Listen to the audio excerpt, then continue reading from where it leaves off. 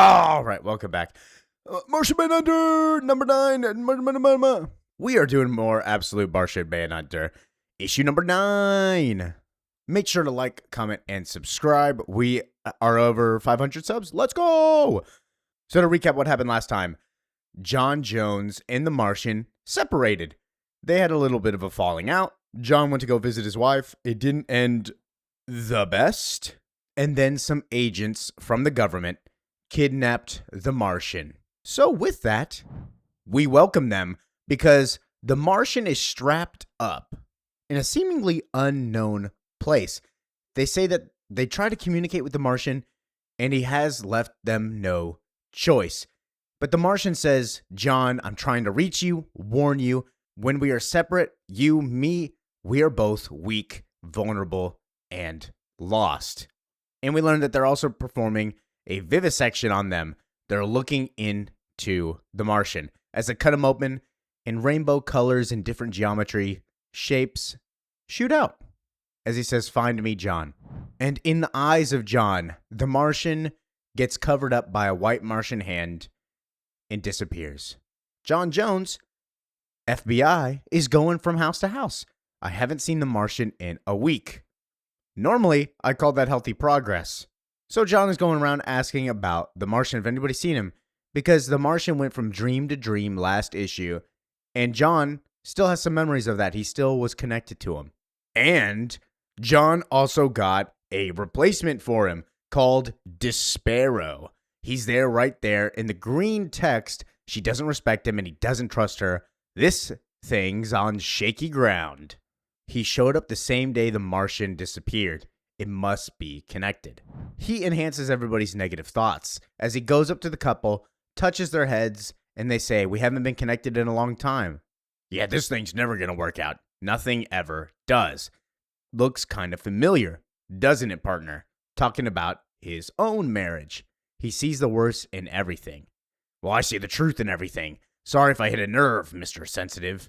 It's the real son I really feel sorry for. A choice between a toxic home life and a broken home is no choice at all. So yeah, this guy sees all the negativity and everything. He calls it the truth, but really, it's just the glass half empty point of view. Going from house to house, they meet with this other man, and he seems to be a drunkard as he holds up a bottle, multiple bottles on the table, and whiffs it at John, missing. The man's talking about his family. He went with 3 families, now he's left with no families. Isn't this so pathetically cliche? You want to set yourself on fire. And while John's talking about the Martian, he would have given me a number and a bad idea with it. Despero states his own name, Despair the Zero. I'm your new partner. I don't care for ideas, more of just state of minds. But I'm your last best friend, the only one you'll ever need. John says you're not my best friend, actually, and I have no idea what it wants. And Despair responds, I'm here to destroy you, John, physically, mentally, spiritually, and through you, your entire mundane reality. So I'm going to pause right here. He is basically a version of Despero from mainline DC. He's just been called Despair the Zero or Despero, whatever, however you want to look at it, but the O is instead of 0. He's got the same kind of shape. His smile that he has in the comics is instead that green cracking. But this is one of the figures that calls himself a Martian, just like the green one and the white one. He is the blue spectrum. That's why he's real focused on being depressed. I'm not like the last guy. I'll always be honest with you, partner. I promise. Someone's got to be. So John asks, what does that mean? And we kind of will see what that means later on. In jail, the man on death row doesn't know where the Martian is either, but he's happy to talk. He can use the distraction. He spends all day, all night picturing it, imagining the worst. He imagines how it would feel. He wonders what his final words will be, his final thought, the last thing that he sees. It's hard to imagine this soft-spoken man doing something to put him here. And he gets a call from his doctor, Dr. Trapp. This is a therapy session, 3 p.m. But before we do that, we see the Martian looking as an operation table by Tyler, when in reality, he is being operated on by the government.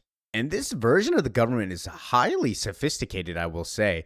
They know what's going on. They don't fully understand what they're looking at, but they know the psychic precautions that they have to take before. They grab some of the stuff out of the Martian and they ask, what do you see? And so the man sucks it in. Experience of super compressed quantum geometry. 10 trillion interpretations of Bob. He's impregnated with blank, to blank, mind not shape, it won't fit. And we see the man take in this so much that it blows up his head as soon as Tyler hits the side of the operation table. Boom!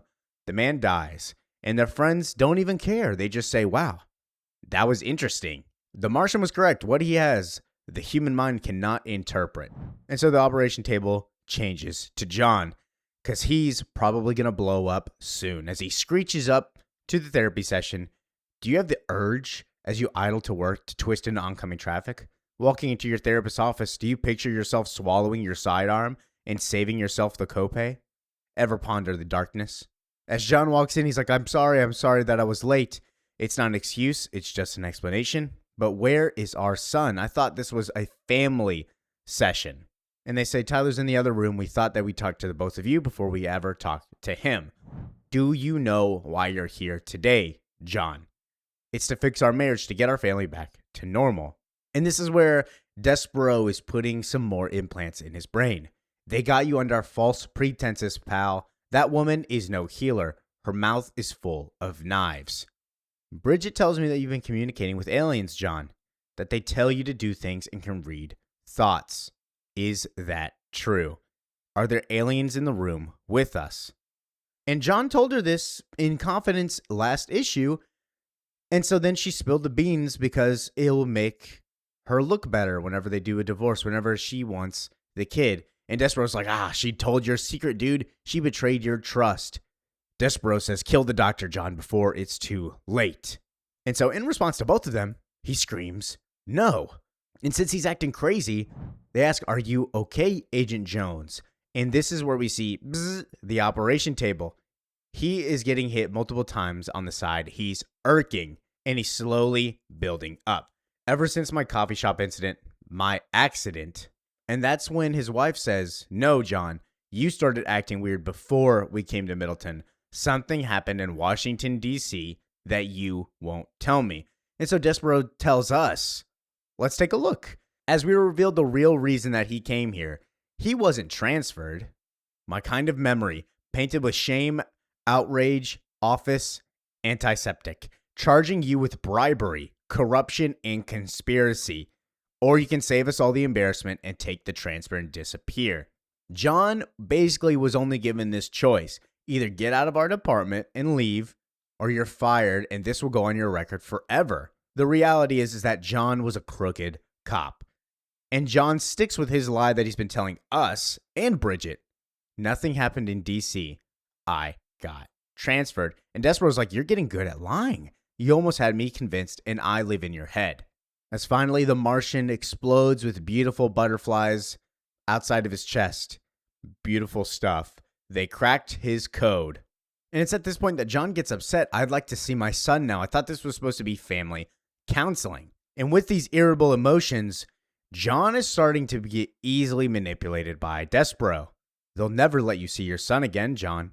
And as the doctor calls him schizophrenic, the voices, the powers, the alien shadows and shades, John starts to get upset. How do you know about the shadows?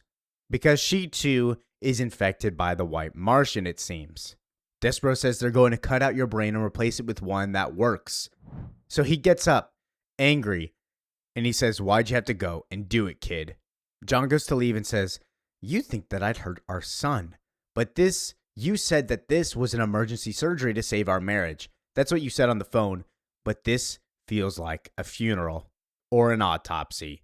But you wouldn't do this. You would have talked to me. So this isn't you. And at this point, he's fully infected with Despero as we see on his face the shadow of Despero. And he tells John she did do it. She's doing it right now. As we see one of the little bugs escape from the Martian, John grabs a hold of Bridget and says, no, none of this is you. None of it. It has to be Despero, the white Martian, the green Martian. Something has been done to you. And you're right, Martian. I can show you if you want. Martian vision's on the fritz, but I think you're ready for something better. As Despero vision comes out, see existence for the painful, empty thing that it is. See people's true colors, blue. Comprehend the sinister meaning behind every seemingly innocent statement or action. See how people see you, how they've always seen you, how they will always see you. Everyone is the worst version of themselves, and Martian says, oh my God, it's Tyler. So John runs over to Tyler, who's infecting the area with white smoke, and he stares at him and understands he's the White Martian. He's the one doing this. Yes, I told you I'd show you the truth, didn't I, pal? And Bridget interrupts him and chases him down. He's been so much better, John, since you've been gone. He started talking. He talks to me all the time now. John begins to freak out as they try to grab him and throw him outside. And so John sprints away, runs, falls to the floor. Why did I come here? He sees one of his superiors at work. He asks John if he's high, as they look out the building and see people ready for execution. You came to the wrong place. You see that now, John. Oh yes, I can certainly see that. And Despero says, I can see why the Green chose you. You're perfect. And this is where John says, chose me? He didn't choose me. It was by circumstance. He found me on accident. But no, oh come on. You must have figured it out by now. You think it was a coincidence you're at that coffee shop on that day at that moment. You think you had a choice in any of this. With that realization of John learning that this was chosen for him, that he didn't have a choice, they found out that the Martian is indeed attached to a person, an FBI agent named John Jones. They're playing with you, John, moving you this way and that, pulling out pieces, making parts of you light up. Your life is a cheap plastic toy to them. All of them. But sorry to say, they've gotten bored with you, buddy, and they're throwing you away as the government surrounds John's motel. And with that, we end the issue. Thank you for listening, watching, and enjoying. More episode Martian Manhunter. It's a beautiful series. It's amazing. Peace out.